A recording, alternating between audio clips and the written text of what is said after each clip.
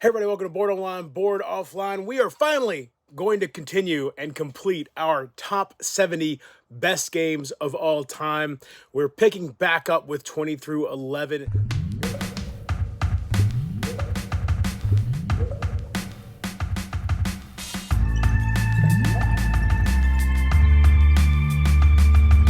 Number 20 is Hadrian's Wall. This is a it's a, I guess, flipping right. It's not a rolling right. There's no dice in this game, but you are getting resources from cards and then using those to mark off different spots on. You have two sheets, and so you're marking off different spots on the different sheets and building up points. And then as you mark off spots, you're going to be able to then have more and more resources in each subsequent round. And there are 6 rounds in the game, I'm pretty sure. There's actually a really good implementation of this on Board Game Arena. You should check that out. I've been playing that a lot recently as well.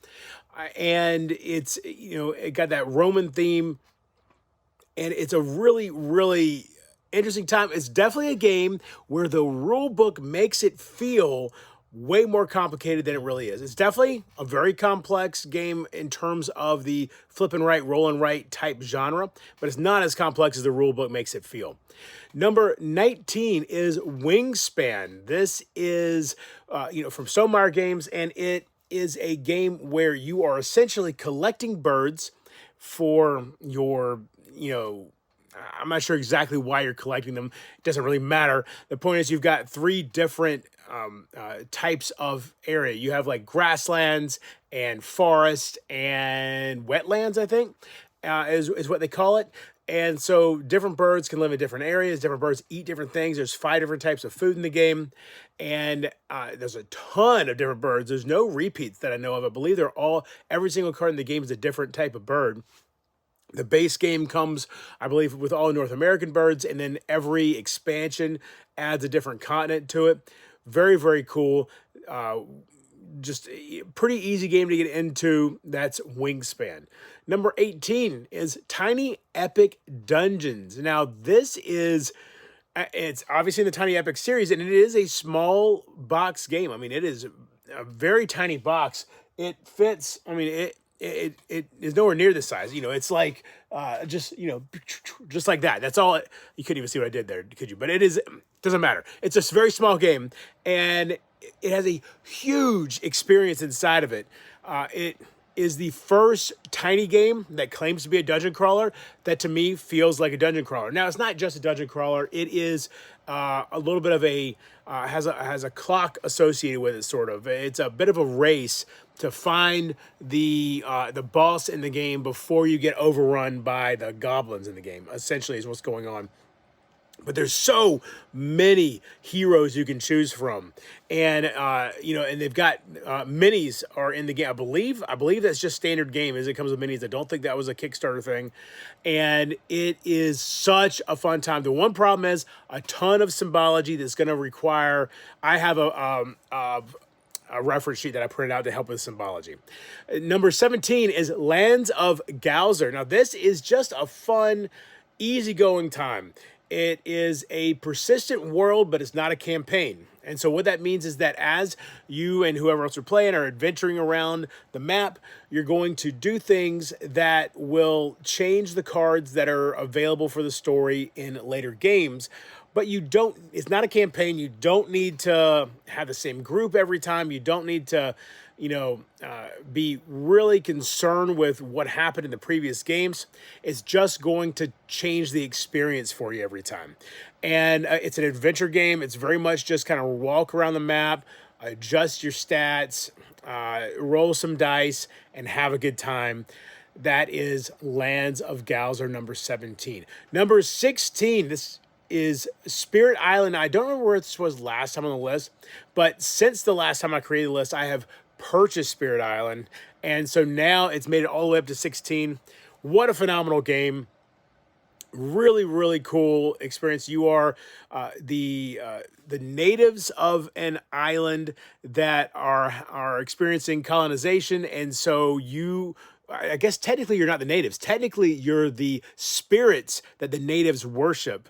and so you are trying to essentially scare away the colonizers of the island, and you you can I believe you can kill. It's a little bit murky as far as what's happening with some of what goes on in the game. I believe you can kill some of the colonizers, but really fear is your main tool, it seems like, and you're trying to just scare them away, make it not worth their efforts to continue colonizing the island. That's Spirit Island. Number 15 is Tainted Grail: The Fall of Avalon. This game, doesn't matter how long it's been since I played it. It's one of those games that sticks in my head and I really want to go back to it. It is a dark kind of take on the King Arthur story, and it takes place hundreds of years after King Arthur has died, and his people are in Avalon, but it's not what they expected. And there's this stuff called the weirdness that is just sort of taking over the island or taking over the land. And there's the original inhabitants. They're not human. They're something else entirely. And so it's a whole thing where you're trying to figure out what's going on and figure out a way to survive. The thing that gets people with this game is the combat and diplomacy system is very unique. I love it. I think it's very, very cool, but that is going to be the make or break for you, is whether or not you like the card play of the combat and diplomacy. The diplomacy is very similar, but has a couple of key differences from the combat, but similar enough to where they really kind of get grouped in together, those two mechanisms. Number 14, first time on the list, because I just played it back in February, Cuba Libre. This was the first. Now, I played Root. I have Root. I love Root. Root is based on the coin system. Cuba Libre is the first actual coin game I've played. What a fun time. Loved it. Played it with a four-player game of it, which is really the way you want to play Cuba Libre. And you are, it's during the Cuban Revolution, and you basically have four factions. It's the mob, the revolutionaries, the Cuban government. I can't remember the fourth faction. And two are kind of aligned with each other, but also not fully aligned because only one can win. And it's a fantastic experience, especially if you think you might be interested in the coin system at all. This is probably a good one to start with. Now, number 13, we just talked about it, is Root. Number 13, Root. This takes that coin system and really expands it way out, in the sense that Root now has something like, they got to have a dozen different factions at this point, maybe. The four factions come in the base game. There's none of that alliance stuff. It's very much every man for themselves. You're playing to 30 points. Each faction has an entirely different way they score points. Completely different way they score points. You have a faction board, though, that takes you through your turn. And so that makes it pretty easy, relatively easy to learn the game and pick it up, even though each faction plays entirely differently. If you are a solo player, get the what's called the Clockwork expansion, and this makes it where you can really have a good time playing this game solo. The in-box solo stuff, there was no in-box solo stuff. That's right. Get the Clockwork expansion; it's phenomenal. Number 12, Dune Imperium. This game just feels like Dune. It's at a very high level, though. You're not playing individual people. You do have individual people as your hero or something like that, but you're playing as different factions. And as you play through it, there's multiple tracks that you're going to be trying to move up on. And the Bene Gesserit are there. All the different houses are there.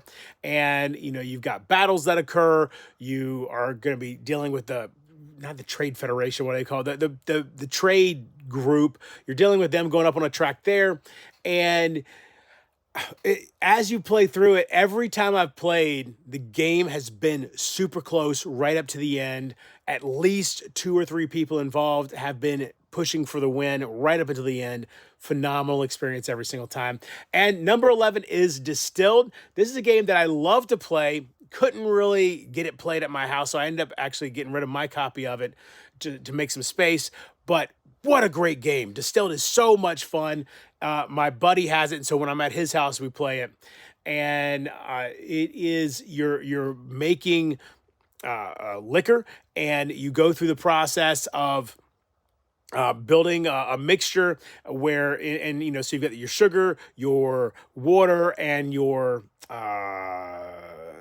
I forget the third piece that goes in there. Those are cards that you put into a deck. You shuffle them up. You take the top and the bottom off, and what's left determines the type of liquor that you've made. And so then you're buying different types of bottles to package your liquor in. You're buying barrels to make the liquor in. You're buying the different types of ingredients, to try to get above your baseline ingredients, and all of that adds up to how the quality of what you've made, and then you're able to sell it for more money. All this kind of stuff. Phenomenal game. So much fun. And the production quality is absolutely top notch for this game. That is Distilled number 11. Thank you all so much for checking out this video. Can't wait until we get our final video out for this, and this will be in the next day or so. I'll film that one, and then we're gonna just keep going. I'm gonna try to get back on pace with about 4 videos a month, 1 a week or so, and just get the channel back up and running that way. Thank y'all so much for still being here, and until next time, if you're bored online, bored offline.